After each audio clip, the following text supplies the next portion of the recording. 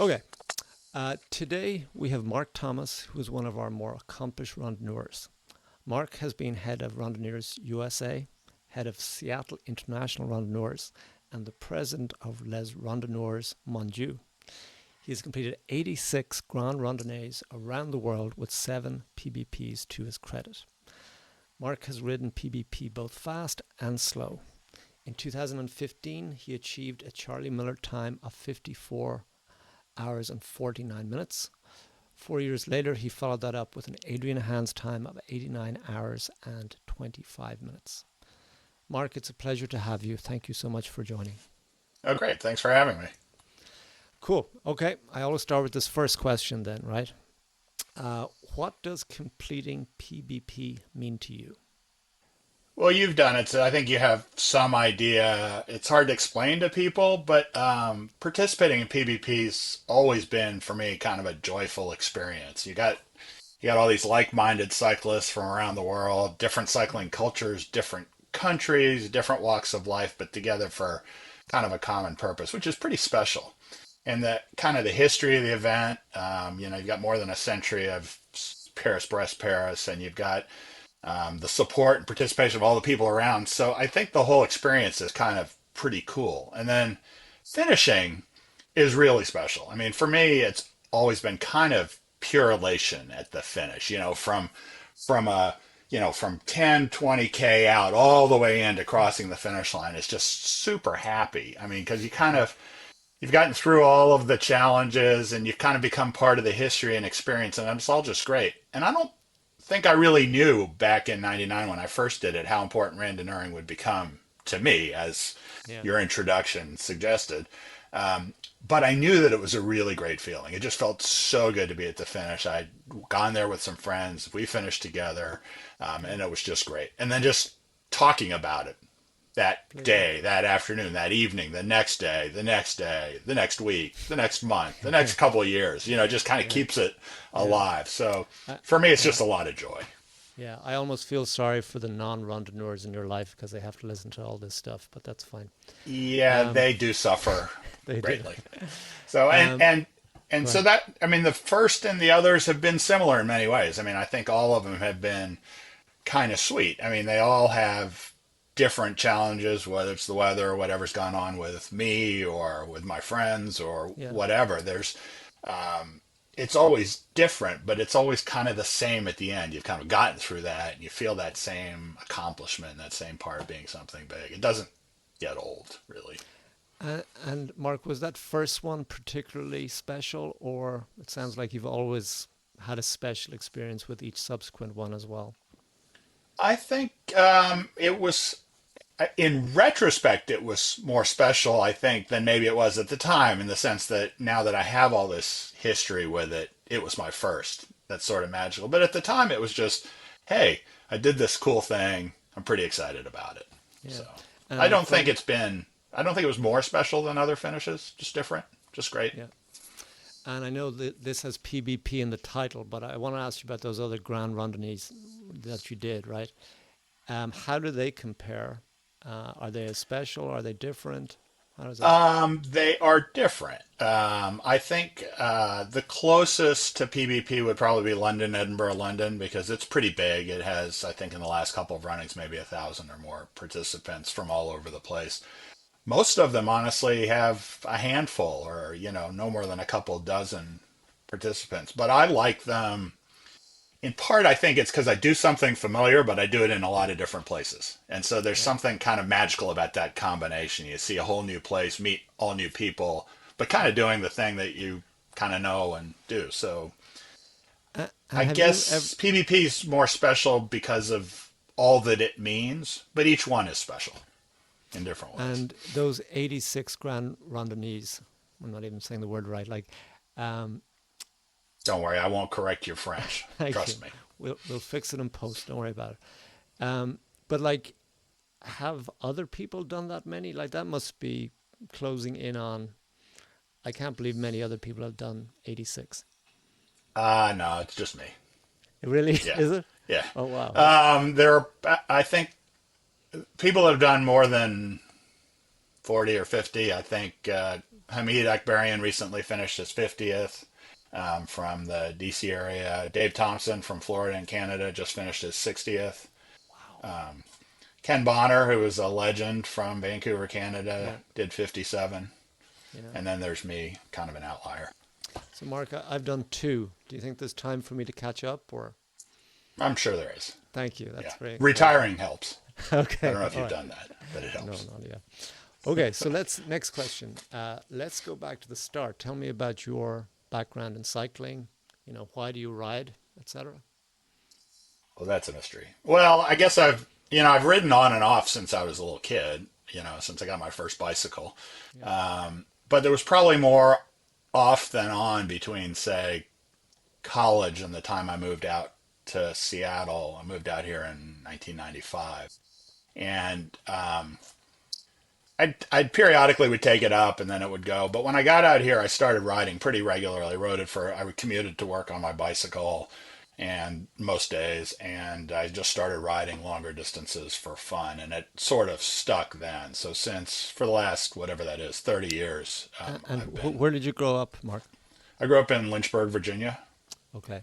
And was the riding very different out in Seattle? The riding is different here in the sense that there are a lot more riders. Okay. But I think the riding there is nice if you get over the lack of infrastructure and the Yeah, fewer other people that's cool. riding. So then tell me, how did you originally hear about PBP? So I discovered randonneuring sort of by accident. I was Yeah. training for a longer ride and I saw a reference to a 200K, and I thought, oh, well, I should try that out. It's a little longer than I've ever ridden.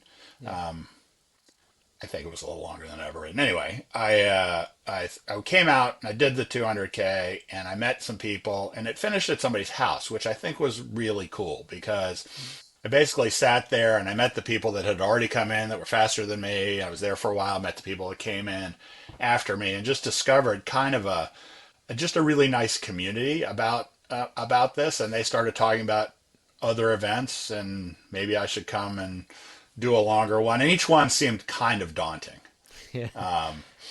But I convinced myself that I could maybe do it. Like the Yeah. 400K went over 3 mountain passes, and I'd never ridden over one, much Wow. less Yeah. three at a time. So I thought, oh, well.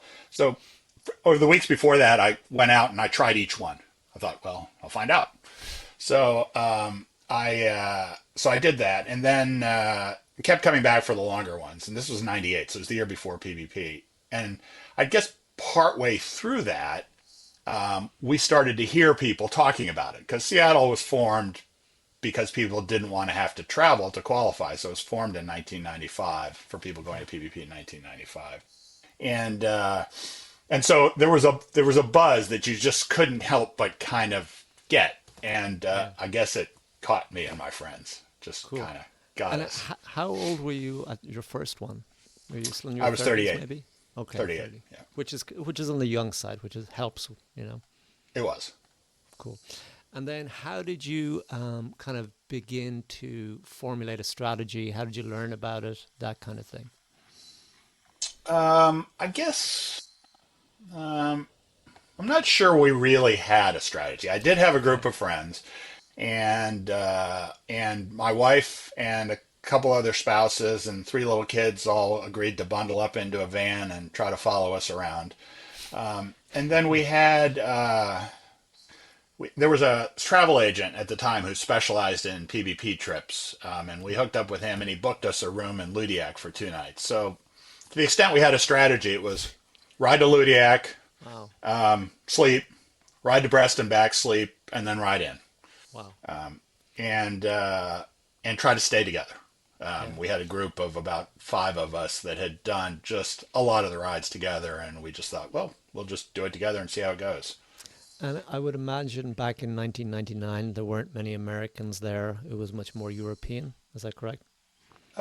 It was, yeah, there were, I think as a proportion, it might have been fewer, but there were quite a few still. There were several Yeah. hundred Americans. Cool. Yeah, Uh, that's not that deep into ancient history. okay. A brief aside, was it helpful traveling with your family or being supported by your family, or did it add to the the I this I challenge? thought it was helpful, Okay. for a number of reasons. One, there's a certain madness to the controls, and we kind of knew that there was food that was going to tumble out of the back of the van if we wanted it, and so Yeah. that was great. I mean, they took care of us. Um, haven't done it since. And Yeah. interestingly enough, my wife has not volunteered to drive along since, although she suffered from many other ways. She So hasn't done interestingly, that. Mark, we have her as a guest on this podcast. You know, it's a Perfect. confrontational format. That's what I'm after. Okay. Excellent. Excellent. Well, Cool. That's great. So and then, do you and it's funny go about ahead? strategy though, right? Because strategy has a way of going out the window. So I think I mentioned we were just going to ride it in. We were from Yeah. Ludiac. We were going to ride in. We knew it was a long way, but we were just going to ride and ride and ride, ride through the night. Yeah. And we got to Mortano Parish, and we're like, okay, we're going to do this. They serve coffee in these bowls. I got a couple of these bowls of coffee, and I just drank them. I'm like, I'm ready to go. And then one of my friends said, I can't go. I got a nap. And we're like, uh-oh, what are we going to do now? Yeah. And I didn't think I was going to sleep. So I thought, oh, I know. I'll go take a shower and put on fresh kit. At least then I'll feel Yeah. fresh, whatever. So I go, I find the showers, I find the little paper towels or whatever they gave us to dry ourselves. And I went and took a shower. And about halfway through the shower, I said, fresh kit? I don't have fresh kit. What am I talking about? So I climb out of the shower, back into my old kit, Ugh, find my friends, and we do make our way back. that's funny. Best laid plans. And do you remember how much sleep you got in that first time? I think we got pretty decent sleep. I think maybe 4 or 5 hours each of those two Yeah. nights that we slept, and I think maybe I got a very short nap in Yeah. Mortano Parish on the way back, but And not did you much. feel 100% you were going to complete the ride, or was there always a kind of a doubt in your mind since it was your first one? It was my first one, and I didn't really know. One of the interesting things I'd done earlier in the year, I thought, oh, I should ride a long ride, so I did 1,000 K. Okay. That was very different. It was on Vancouver Island, and I basically rode from one end of to this remote end of the island and back, as it turned out, by myself. So it was kind of a different experience, but it did give me a certain, I think I can do it physically. Yeah. But one of my friends broke a saddle rail at some point and wasn't able to recover from it. So we sort of knew all along that there were going to be things that could Yeah. happen. So it was never a give me. Cool. And I know you've done it another 7 times, but you know, I'm still fascinated by that first time. Were you blown away by the kind of the local support on the side of the roads, that kind of thing? Absolutely. I Yeah. mean, it's unbelievable, as you know, Yeah. and um, I'm not an athlete. I've never done anything with audiences, so Okay. the whole thing Yeah. just was amazing. Yes. It was hard to believe the people in the middle of the night. I remember one town riding through, and there was a woman in an open window upstairs, and she looked like she was elderly. All I was going for, and she was applauding, just as we went by, and I must have been the 2,000th person that had gone past, and she was cheering me on. Yeah, it's crazy. Any other comments about that first one? Otherwise, I'll ask you about the other ones. No, I don't think so. Okay. So then you obviously got the bug at that point and you just started doing these big rides everywhere. But you knew from the first one you were definitely coming back. Is that correct? I think I didn't know for sure, but I think when I thought about it, I thought, hey, if I can do it again, I'll come back. That was an amazing experience. I'd love to try it again. Yeah. And then, so just looking at your times, like most of your times have been in the 80-hour range. But suddenly in 2015, you did 54 hours and 49 minutes, which is a Charlie Miller time. So that must have been quite a departure for your strategy, training, etc. Absolutely. There's no question. I think the 84-hour times, for five of my PBPs, I did the 90-hour start.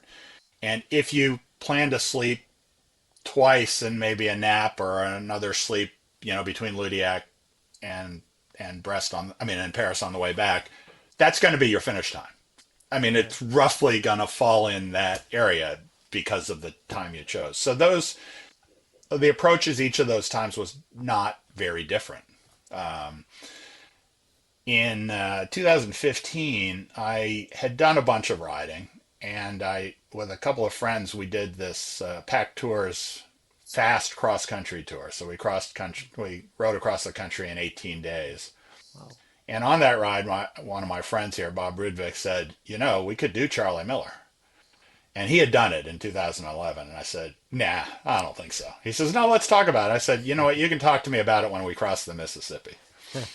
And we crossed the Mississippi. He looked at me and I go, yeah, maybe after I finish. But anyway, that was 8 weeks before PBP. But then I decided I was going to go for it. That's incredible. Wow. And it occupied all of my thoughts and efforts between then and PBP. I hired a coach, a woman named Michelle Granger, who's an experienced randonneur Yeah.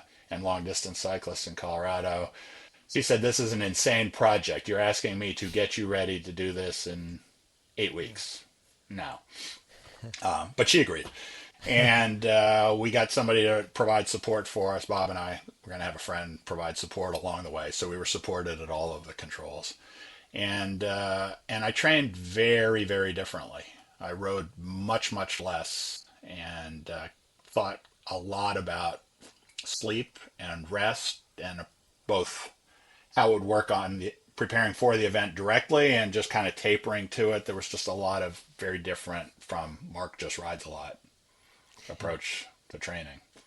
So And quite different. which group did you set off on for We this, started with Charlie? the B group with the second. Okay. Yeah. Second. And you were, maybe 50 at that point, nearly 50 or whatever. Do you, Yeah. I rode, actually, it's kind of funny. Within yeah. a couple of hundredths, I rode decimal age and decimal time were almost the same. Oh, that's 54 crazy. and a Yeah. half. Yeah. Was it kind of in the back of your mind, if I don't do this now, I'll never do a Charlie Miller? Time is wasting. It hadn't been a goal until then, so it didn't really have that. Yeah. Oh, I want to do it sometime, and it better be now. Yeah. I now know that it's pretty rare to do it much older than that, and it's very rare to do it for Americans to have done it in their 60s. So True. it does turn out that if I hadn't done it then, I probably wouldn't have done it. But I don't know if that Amazing. was really in my head.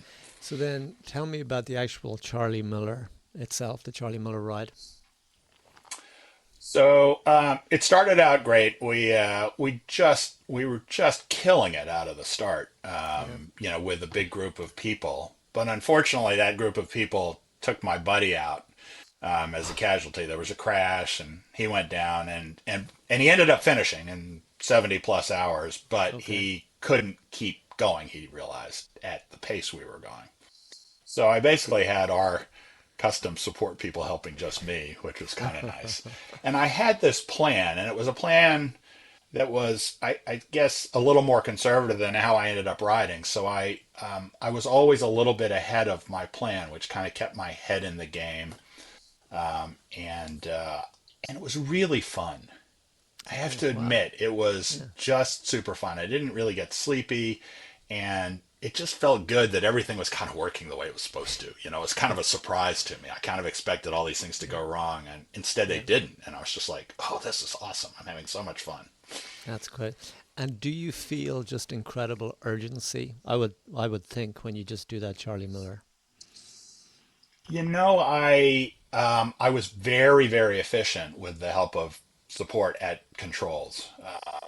In fact, I didn't, if you look back at it and kind of look at how it broke down, I mean, I didn't ride all that fast, but I only spent 4.5 hours stopped Yeah. total. Yeah. And That's so, smart. so Yeah. there was urgency there, I guess. And But on the do road, I yeah. think I just tried to keep it steady and feeling good. And would you actively try to find fast groups to draft from? It's kind of interesting because my time off the bike was as efficient as it was. Yeah. Almost anybody that I found myself near was actually faster than me. Okay. So from about 300K in, I never rode with anybody. That's Or crazy. basically, I was by myself for 900K. I'd say hi to people, but that would be about it. Wow. Well, it's an incredible achievement, Mark. Nicely Oh, done. thanks. Well, Yeah, I, okay. I, I So feel very good about it. I still yeah. think fondly about it. So. No, that's great. So then in 4 years' time, you went the exact opposite approach, and you were aiming for an Adrian Hands, which seems achievable after a Charlie Miller. It was, although, again, you never know what might go wrong. And I'd say that I kind of cheated a little because I finished a little faster than that and went down and had a coffee Oh, I don't think and that's then another cheating. coffee Yeah. and then a beer. And then it was time to finish. So, Yeah. but it was also fun because I had a group of people that I was enjoying riding with, and I Yeah. had done a fair amount of riding over the years in North Carolina, and I'd met Ian Hands, Adrian's son, and all the people that kind of created the Adrian Hands Society. So I felt like it was something I wanted to be part of. Yeah. Mark, actually, can you tell us a little bit about the Adrian Hand Society, I if you wish can. so? Yeah. So Ian Hands, who's also somebody that's done Charlie Miller and Adrian Hands. His father was a guy in I think in Raleigh, North Carolina. Yeah. Took up randonneuring, not really very athletic in any conventional sense, but he loved riding, and he was kind of famous for really using all the time and just enjoying the ride, kind of stopping to smell the flowers, kind of thing. And so he went to one PBP and he finished in 88 hours and 55 minutes. Okay. So his friends decided that a nice counterpoint to the Charlie Miller Society would be to honor anybody that finished in 88:55 or longer. Yeah. And Adrian ended up dying of ALS Yeah. a few, maybe I don't know how many years after that. So this became Yeah. kind of a tribute as well. Yeah. And they have these, you've seen them, right? They have Oh, these of course. Yeah. tie-dye Yeah. jerseys, and you see them Yeah. all over the world. Oh. It's I awesome. love, as you described it as a counterpoint because PBP can be competitive, but I just love that worldview of PBP. Just, last time I did PBP, I went to the bar afterwards and I was kind of thinking, oh, maybe I'll just do that because there was a lot of them at the bar waiting for the cutoff. Right. I was too stressful. I thought I might fall asleep or something. So I just, yeah, I didn't quite achieve it. So, and I think, it's interesting we talk about this counterpoint between the two. And I think one of Yeah. the things that's beautiful about PvP is that it does encompass that multitude a little bit.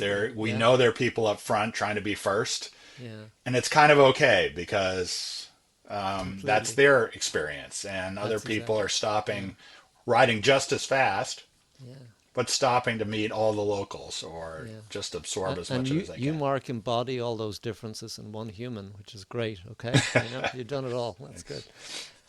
Just in general, like across the seven PBPs, like what do you think in terms of strategy? I know your approach has been different, but like what has changed over those seven visits, strategy wise? I think it's been more evolutionary than, with the exception of Charlie Miller, which was very different in Yeah. every way. But the other ones, I think I am even more focused, not just from the PBP experience, but also the other Grand Rounding experience, and more focused than ever on making sure that I know how and where I'm going to sleep. Okay. And so I kind of construct my ride plan and knowing that it may go out the window when I'm there, but I kind of construct it around kind of where am I going to stop and where am I going to sleep and so on. I think I think so. I don't think the strategy's changed all that much. As you can see, with that one exception, the times have been pretty consistent. And I think if Yeah. you correct for the fact that the last one was an 84-hour start, that time was sort of similar too. Exactly. So that hasn't changed too much. The equipment has evolved, but not really changed all that much either, to be honest with you. Yeah. Um, Slight kind of tangent, but like you obviously have DNF'd, I would imagine, at some time in your life, one of these longer rides. Any thoughts about how you recover from DNFs in general, if you recover? So the first time I DNF'd was my third long ride. It was in Australia, and it's kind of funny because that one more than any other one made me want to, I don't know what you want to call it, avenge it. Yeah. Go finish rides, Yeah. and go finish that one. Since then, it's been a little less painful to DNF. I've DNF four of these long ones, Yeah. and it's a little less painful because in some ways to myself I have less to prove, and so if things don't happen to go right, it's okay. I know that it can be pretty defeating to some people to DNF. And I think that Yeah. all I would say to those people is, if you think you want to do it, just keep at it. You know, Yeah. try to learn what you can from what didn't work and I keep get at you. it. There's a Cool. lot of luck involved. Without a doubt, you're right. There's only so many things you can control. So my next question is just, do you plan to do it again? And if so, actually, I'm not even going to ask you, will the approach be different? But I assume you're going to do it again in 3 years' time. Is that correct? If I can, I will be Okay, there. good. So Yes. what I'm interested then, Mark, is just about as you age or as people age, what changes do you make, if any? And also, how long do you think an individual can keep doing PBP? I think there's probably no doubt that it gets more difficult, particularly from the late 60s on. I've talked to people who've done it in their 70s, and they said it's kind of got a lot harder around Okay. that time. And so I acknowledge that. For me, I do harbor kind of a wish to do 10, which would mean I'd have to do, first of all, I'd have to succeed at the next two, and then I'd have to succeed at one when I was 74. Yeah. And I'm kind of aware that that's a challenge, but it's one that, just we'll just see how it goes from one day to the next. I think the one thing that will hold me back is I feel like I I want to be safe.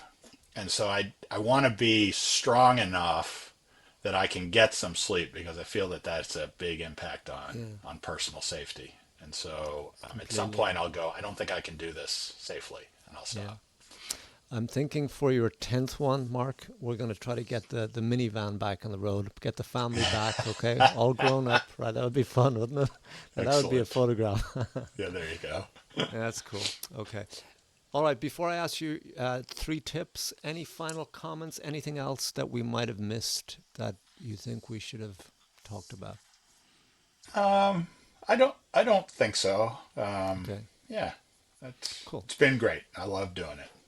Cool. Okay. So, Mark, the way we end it is you're going to give us three tips, one, two, three, for people who have never done PBP, or maybe even they're trying to do a Charlie Miller. I'm not sure. So, tip number one.